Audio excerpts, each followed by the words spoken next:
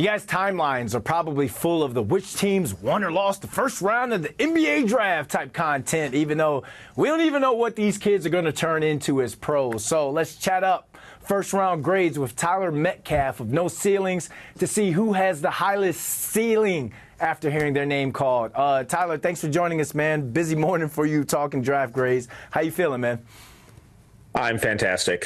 First time having draft be 2 days, so this is a little new, a little bit of an adjustment, but it's nice not having to stay up for 7 straight hours doing both rounds. So wait till it goes to 3 days like the NFL draft, man. Exactly. All right, French-dominated first round, but which team or teams do you think got it right with their picks? I thought a lot of teams did really well. There wasn't any pick necessarily where I was like, oh, boy. And it feels like we typically get a handful of those every year. But specifically, I thought the Wizards did a really good job kind of targeting long-term plays with Alexander Sarr and Carlton Carrington and Kaishan George, just kind of filling out potential and taking that long-term view like they did with Bilal Coulibaly, the Minnesota Timberwolves trading up for Rob Dillingham and then getting an incredible athlete in Terrence Shannon Jr. late in the first. The Lakers, Dalton Knecht at 17 was an absolute steal. It was really surprising that he even fell out of the top 10, let alone all the way to 17. And then just Utah taking incredible value and upside plays in Cody Williams and Isaiah Collier. Those were the ones that really, really stood out to me. Were there any head scratchers in terms of draft pick and selections? Ron Holland to Detroit was a bit of an eyebrow raiser. Not because of the talent, the raw talent, the upside with Holland. It wouldn't be totally shocking if he does end up being the best player in this draft. But the shot needs to be completely rebuilt. Okay. And Detroit just can't shoot. They have no shooters on the team. So roster construction-wise, it was peculiar, but they did just bring in Fred Vinson from New Orleans with Trajan Langdon. So they have a type. They have one of the best shooting coaches in the league. So if someone's going to rework the shot, not many better in the league to do it than him. All right, Trajan Langdon. I'm a Duke fan, so that's throwback Duke right there. Exactly. The Knicks grabbed some dude out of France with the 25th overall pick. I can't pronounce his last name, so I need you to do it for us. And who is this guy, and what's he going to bring to New York? Yeah, Pacôme Dadiet. Yeah, more of a long-term play. I really like the pick. I don't think he's going to contribute early or much at all this year, but Tom Thibodeau kind of has a tendency not to let any rookie do that ever. So with how kind of cash strapped they're going to be moving forward, their lack of future assets after that Mikal Bridges trade, Pacôme Dadiet is this toolsy, versatile wing who has a really good chance to develop into a really meaningful piece. Really versatile scorer. The defensive consistency needs work, but Tibbs will get that out of him.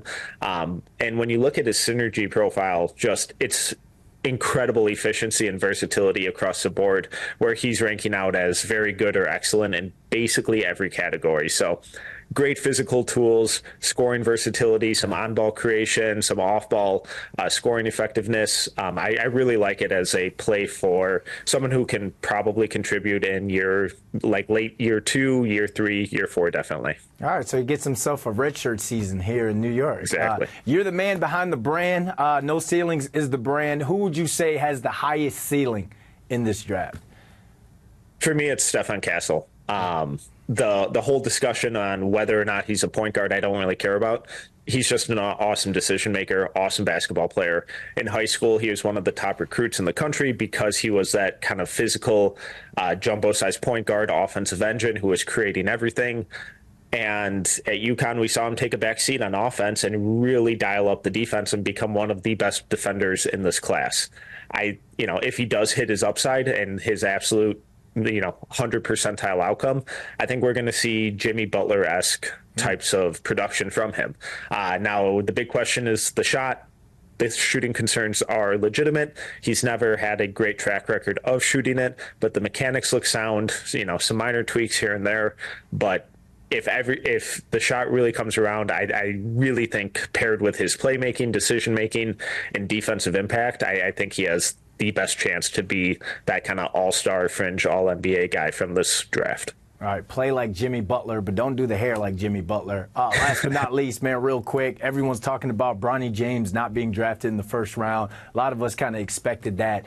Do we hear Bronny James' name called today in the second round?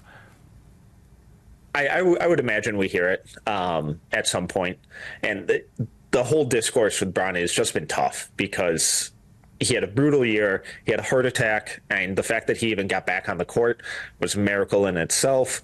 But he's stuck in a point guard's body, and he's not a point guard. So there's some real legit long-term upside with him where 4 or 5 years from now, he could grow into a solid defensive first guard.